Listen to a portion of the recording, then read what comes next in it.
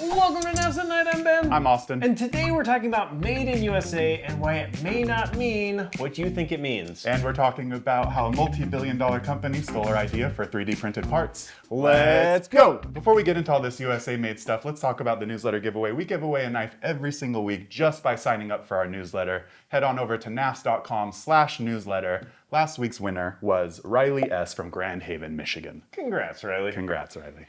All right, guys, here's where we're headed today. We have launched a Kickstarter for the Little Lulu, and we don't know if it's done great, but we're hoping. It's in future us to find out.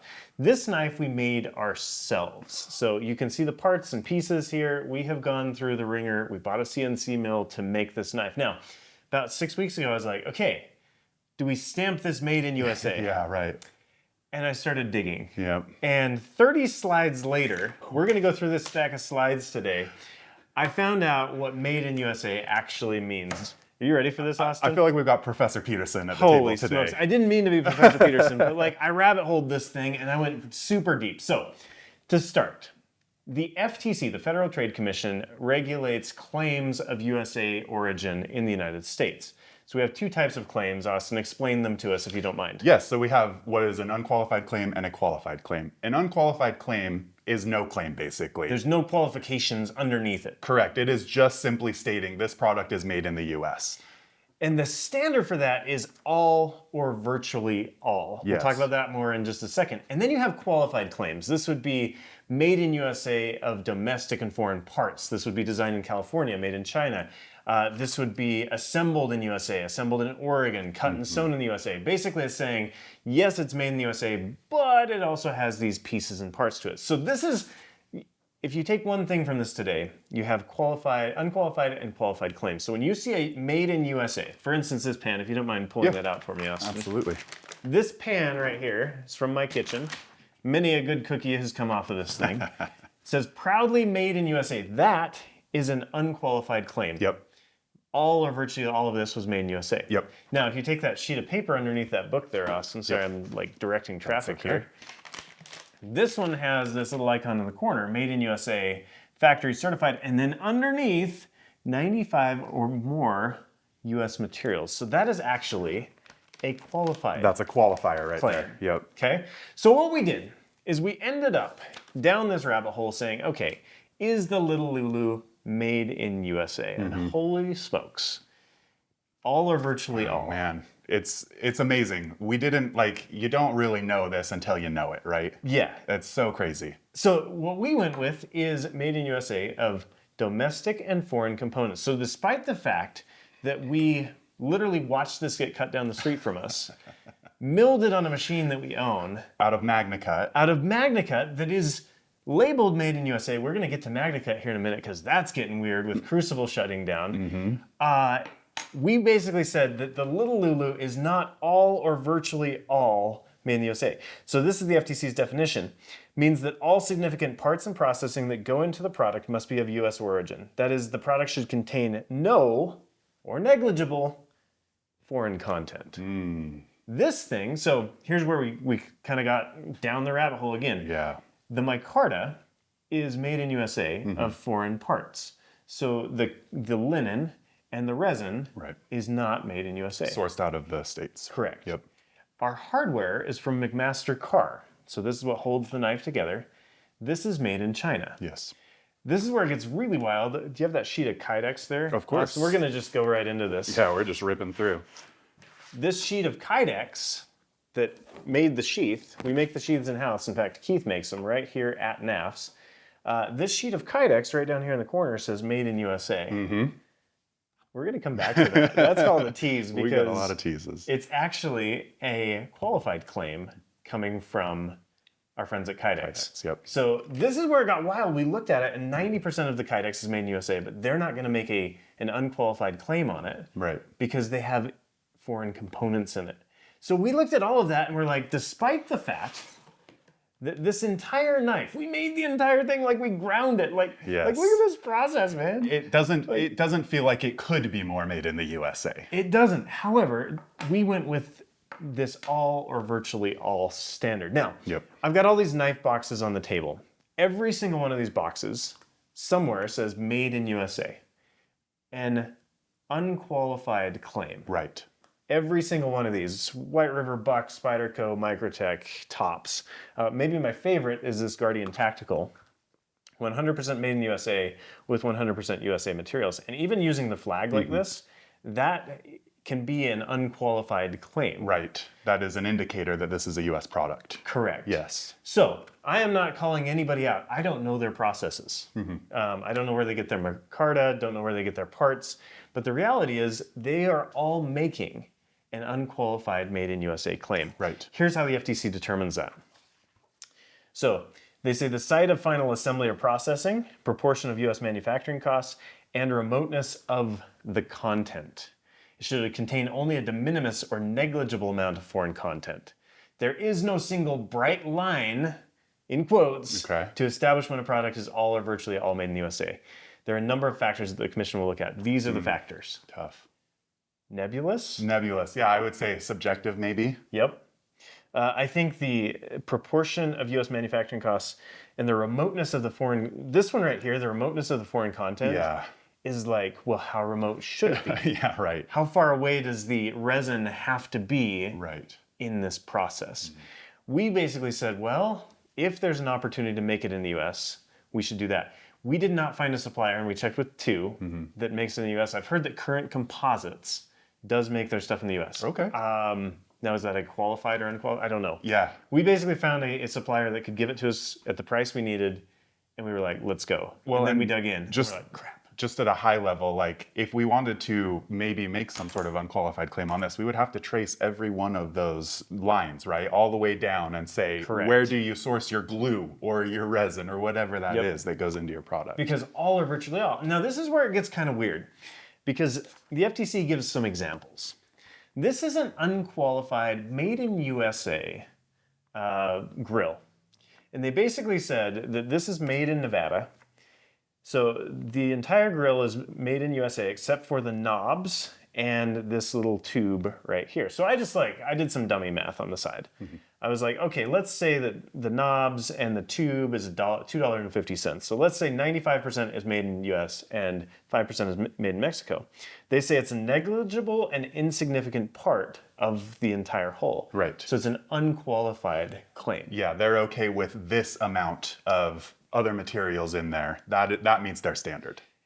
Is a knife handle a negligible part of a knife? Right. It's hard to say because I think you could make the justification that you take the handle off, it's still a knife. It's still a knife. But it's all perspective. It's all what the FTC's perspective is, really. It is. Yeah. And ultimately, and we'll talk about this in a minute, but if you get sued, that is where you got to lay it all out and say, this is made in USA because of this percentage of the components and the manufacturing and all of the processing. You better have done the math, basically. Correct. Yeah. Now, this is where it gets weird because the FTC gives us another example of a qualified claim.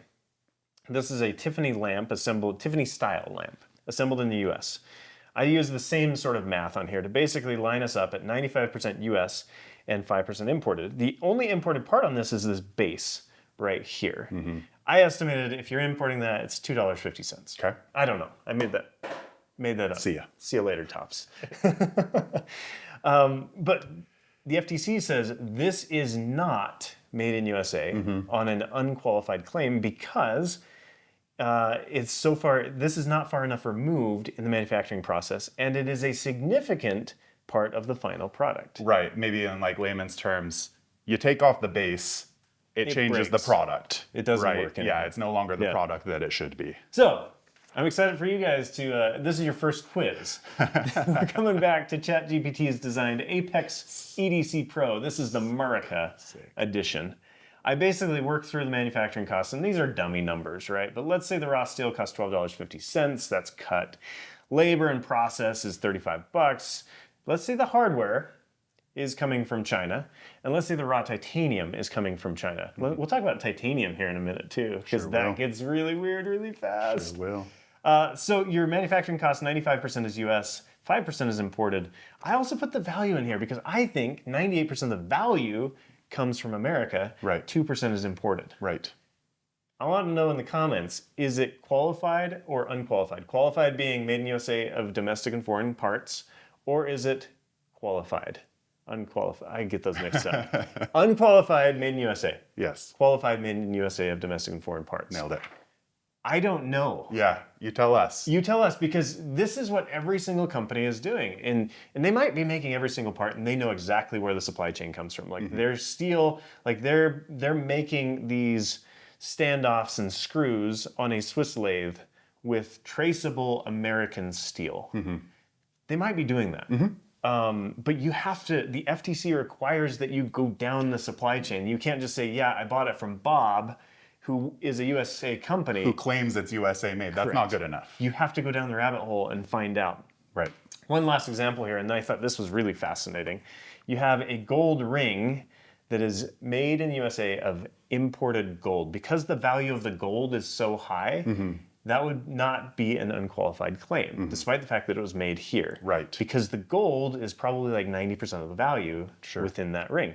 However, this clock radio, unqualified, the petroleum is imported and then transformed, significant transformation. Significant. Into a clock radio. Yeah.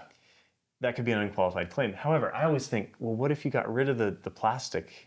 Right. Is it still a clock radio? Is it still a clock radio, right? I think that's I fair. don't know. I know. But yeah, they said the petroleum is far enough removed from the finished product and is an insignificant part of it as well. So take away the petroleum from that housing and I don't know. And this is where that term nebulous comes back in. Like that's hard to nail down. It is. Right? On a product to product basis. How much of my plastic comes from a raw material from elsewhere, and is that plastic enough of the total of this thing? Correct. And they give some guidance on what this should be.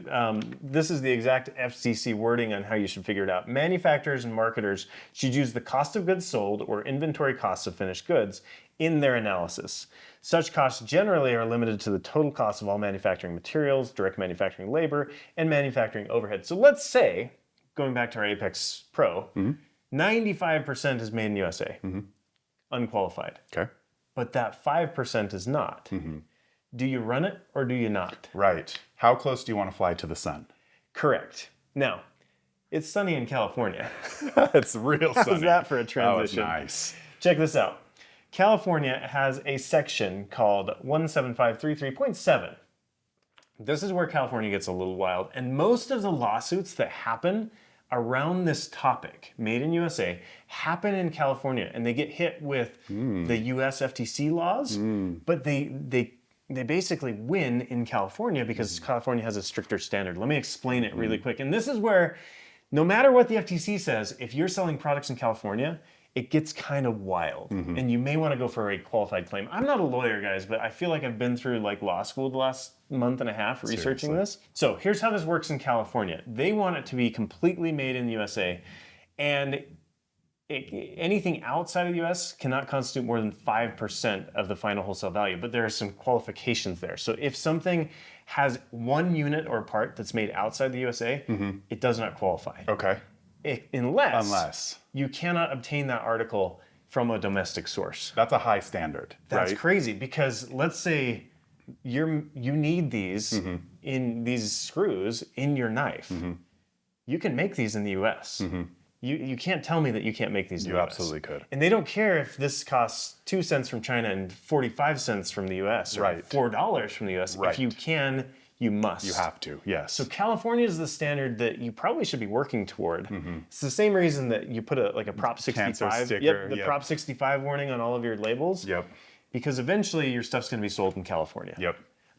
So I thought that was super fascinating. Here's the one word that my friend TJ Swartz called this: buzzkill.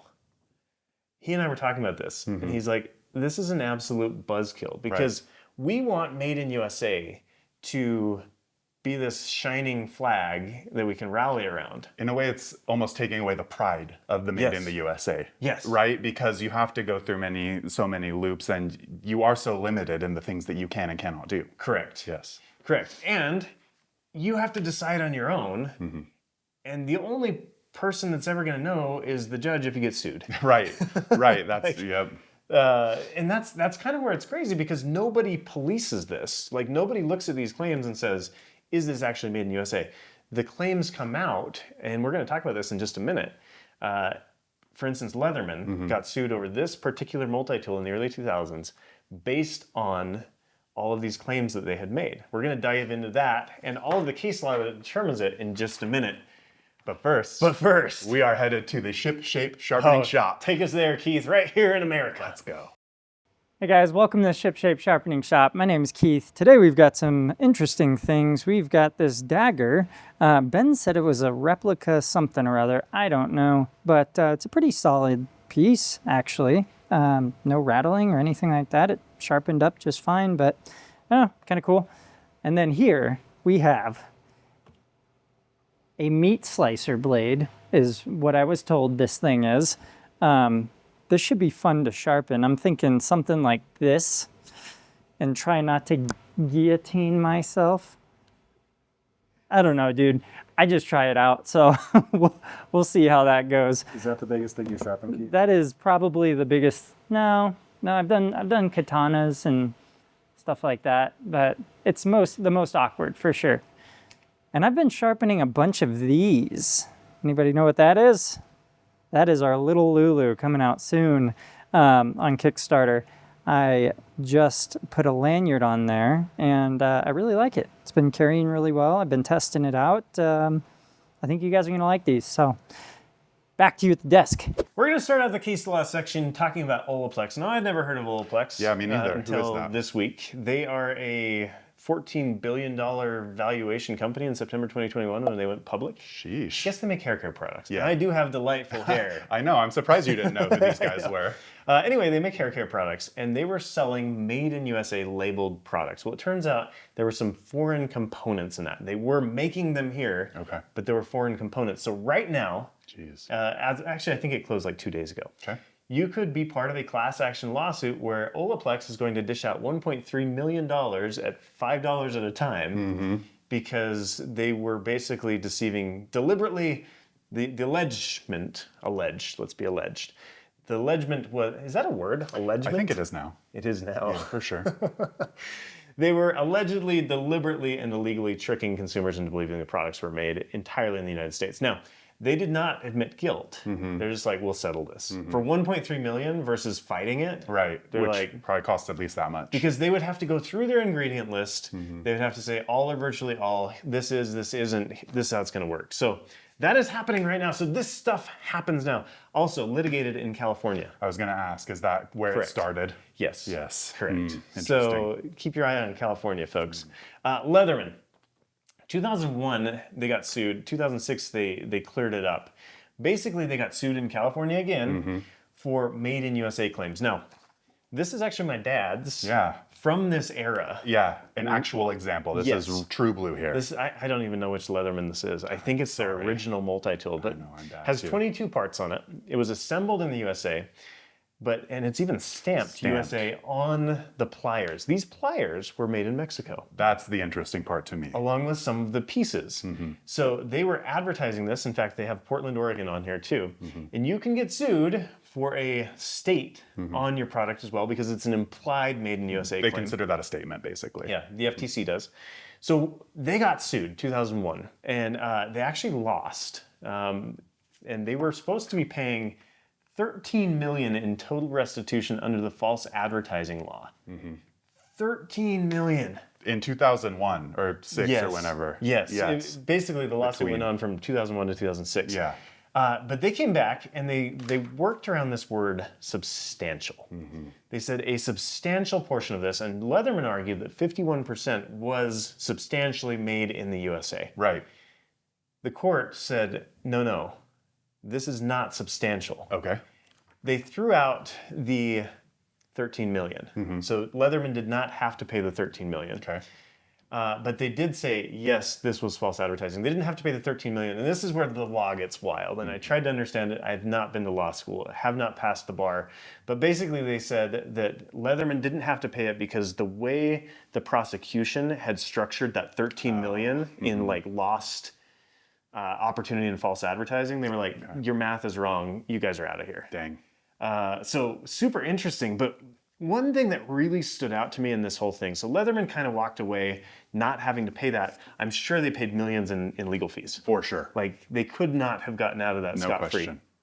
But here was a quote from the appeal, the judge in the appeal wrote this, or he quoted it from a 1969 case. I'm going to read it because I think this is fascinating.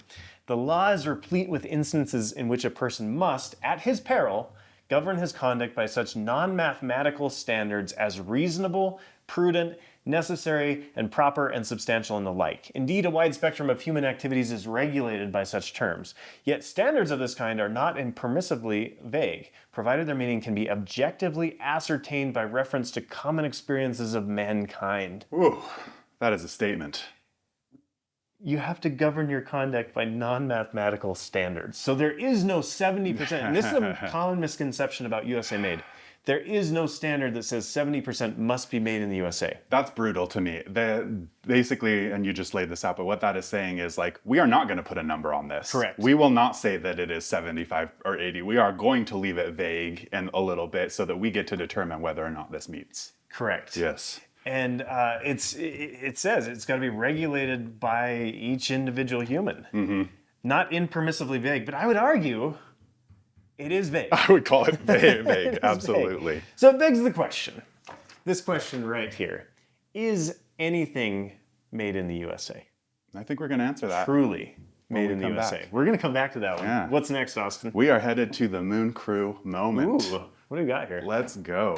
We've If got. you're new to the show, by the way, we do this every week. So subscribe to the channel. The Moon Crew is our Facebook group. I think we're at about 2,700 members over there. It is growing rapidly. Yeah. Love the group over there. Just some of the best people. So this week we've got one from Scott Hudson. So as we're filming this right now, definitely past the timeline now, but we are doing a grads promotion, a graduation promotion, and you get a free engraved ruler with a purchase over a certain amount. And one of these, this gentleman, Scott Hudson here, was able to find our secret listing for the free ruler and was able to get it for free without meeting that requirement. Oh, look at him go. I know. So he did pay shipping for it, so he didn't get it totally free, but he called it an Easter egg or a goose egg. I love it. Yeah, that's Scott there.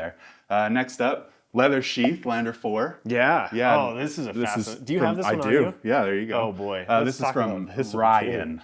So yeah, he's just loving his Lander 4 leather sheath. Lander 4 leather sheath. By the way, you've been customizing Lander 4s, Austin. I had a different set of scales on yesterday that everyone liked, and I was like, too many people liked that, so I need to go. I'm changing. If I need to go elsewhere.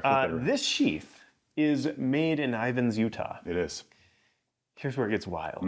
Let's talk about made in USA. So the leather is from Wickett and Craig. Correct. USA made leather. Yep. I don't know where the stitching comes from. Yeah, we don't know where the thread comes from. What we do know is this pocket clip comes from China. Correct. We're claiming this is made in USA. We're going to make a bold, all or virtually all made in USA claim on this. Is that proper? I know. It's up to us, right? It is up to us until the FTC tells us it's not. I think it is, sir. I don't know which way you flip like that guy it. around. You flip it. There you go. That'll do it right there. I don't like to mess with other people's stuff. That's okay. You're doing great, Ben. But that's fascinating because this has it's all or virtually all. Right. But it does have a foreign component in And it. someone would argue it's an integral part, so. I would. But the only place you actually have to argue that is if you get sued. If you get sued. Yep. Last up here from the Moon Crew moment is Richard David. He is at the Air and Space Museum in DC for a work trip and took a lovely picture of the Apollo mission survival knife that was made by Case. That's cool. That's really cool. I don't think I knew that. Kind of looks like just your standard Latin America machete. Yeah, like a bushwhacker, cool. sort of. It's got even saw teeth on the back, so I don't know what they were thinking Maybe they were our going to goal saw in up life, there.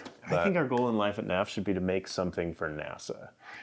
I know. We definitely have a couple people that are kicking around NASA. We do. Yeah, We do. pretty cool. Okay, you ready for this next section, Austin? Not quite, Oh, because we're going to the mailbox Oh, first. yes, we are. Yes. Hold that thought. Let's talk about some feedback, some comments, some goodness. Okay, this was from our last video. This was probably a couple times ago, but we talked about stealing stuff, taking ideas from the wider world. Yep. Nothing's real. 6810 is prop to use for taking that moment to teach instead of argue. Yeah. You're welcome. I think that's fair. From Sir Galith here, I have always pushed back against the idea of there's nothing new under the sun. Sure, ideas are always inspired by what came before, but if nothing was truly new, pointing to a first on an industry would be impossible. Okay, there we go. So he's basically saying, like, he disagrees with there's nothing new under the sun. Original design always comes from the desire for something new and different based on needs. And it's if the design doesn't iterate, it is plagiarism. Right. I would argue that we have iterated on everything we've done. I don't think it's even a question. No. It is iteration. From Sean Weiss. Sean Weiss. This is fun, guys. Ben said my name. Ducks NAF was super fun project. For the record, Disney's lawyers are NAF's fans too. Hey, let's getting go. sued. This is not our project. This was a Way of Knife project. Yeah, and good people over there. They basically went out and made this custom set of Lander 1 scales for Sean Weiss, who was Goldberg in Mighty Ducks. Yeah, how cool is that? He was also in Heavyweights, Okay. I believe. Really cool. This just makes me laugh. Look at that. Look at that Mighty Ducks mask. Yes. And surely Disney will never watch this and come after anybody. And Little hopefully fan he's, art never hurt anybody. hopefully he's right, and they are fans of naps, and they won't mess with us. This is from Red Bull Bundy. The baby banter choil makes it one of the best knives ever made. High praise. That is high praise. I put Unlock Composite scales on it. Unlock Composites does not have them anymore. Ben, please make a baby banter with some ribbed, contoured carbon fiber scales. High praise. High praise. Travis at Unlock Composites is off making wild things. He is a carbon fiber master. Yep. And I don't know that he's even doing a ton of knife stuff right now. Not sure. Yeah, brilliant guy though. Yep. Last one here, or second to last, I see the resemblance between the Voss raccoon cub and the baby banter, but when you look at the cub next to the full-size raccoon, its design is consistent. And this is where iteration is an important thing. Yeah. Yeah. Yeah. Last one here. Not even going to try that. Oh, Broby-Wan Kenobi. I think I got that's amazing. that. Yeah, Broby-Wan Kenobi. I think the biggest crime here is that the shaman's pocket clip is still tipped down. Do better, guys. You know what's funny about that That's shaman? funny. I was going to bring it on the table. It doesn't even have a tip. Oh, yeah. And it has no edge. It's so dull. So yes, it is tipped down, but we also can we roll the clip, Jamie? Let's roll this clip.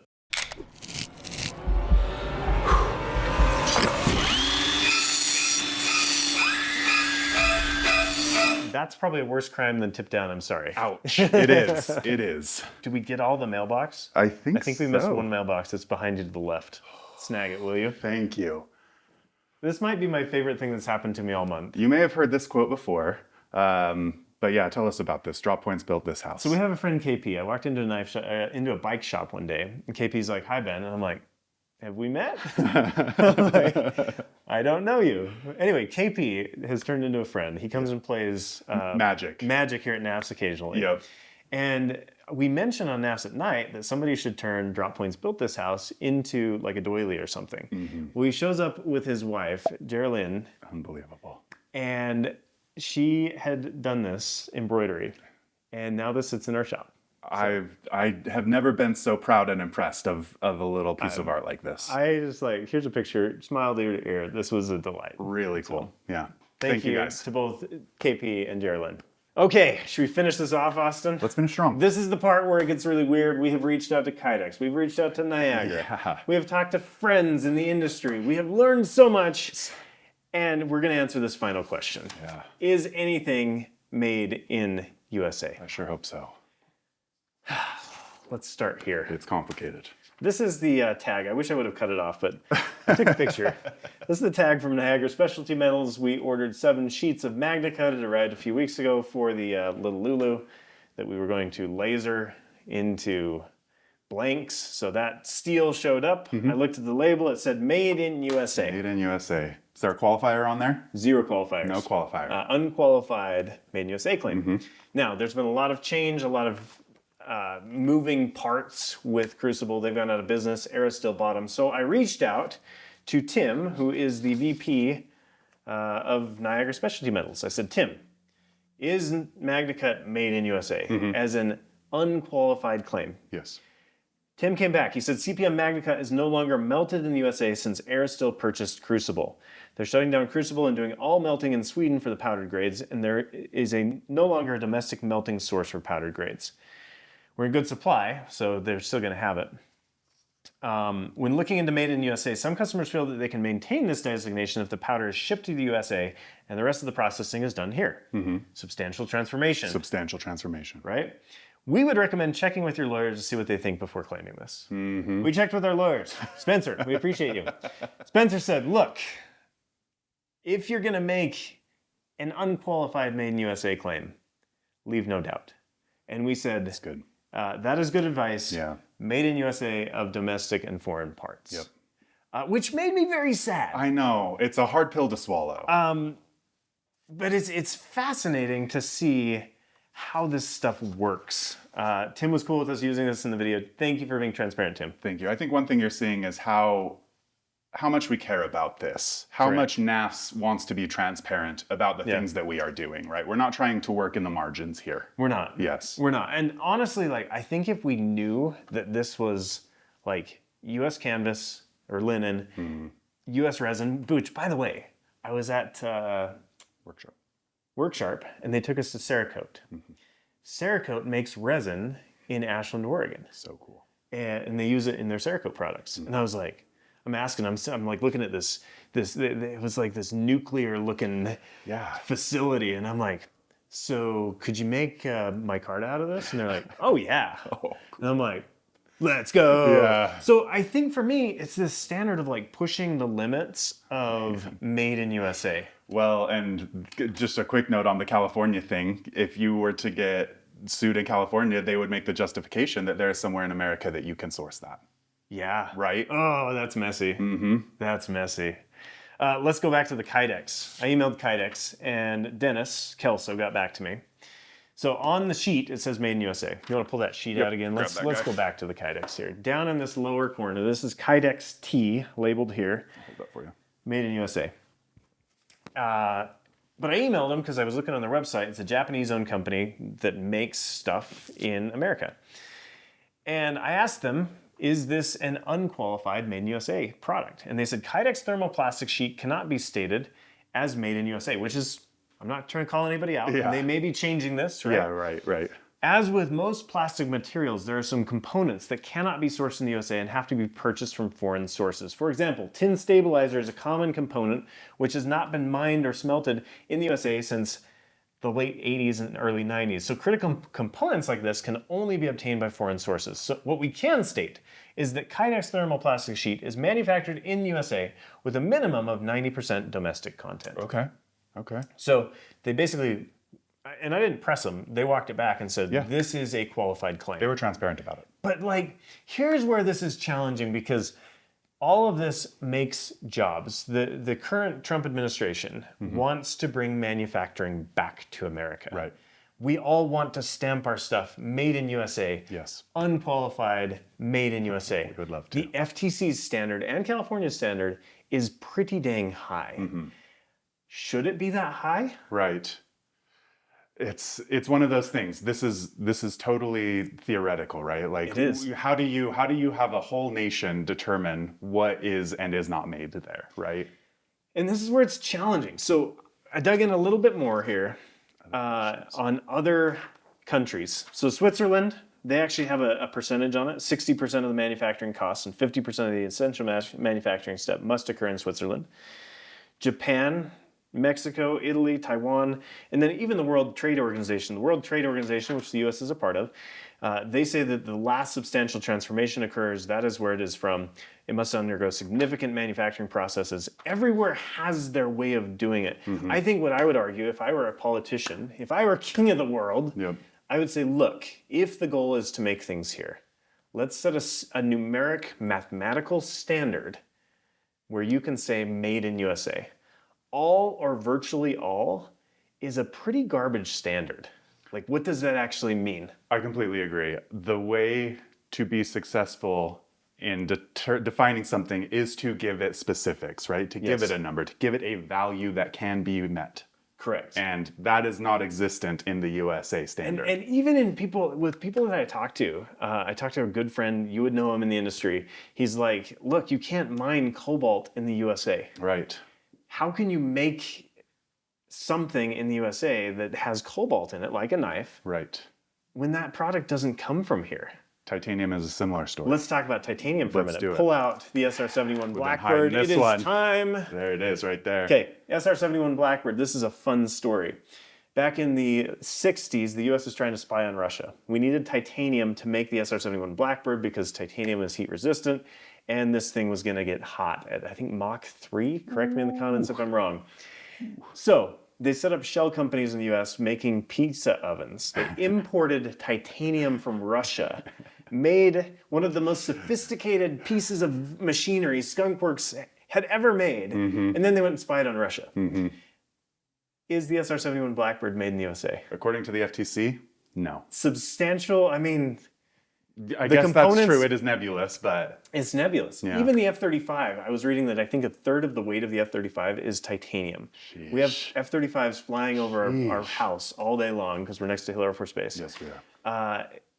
It is such a fascinating standard. What's your opinion? Is that a USA-made plane? Yes. Right.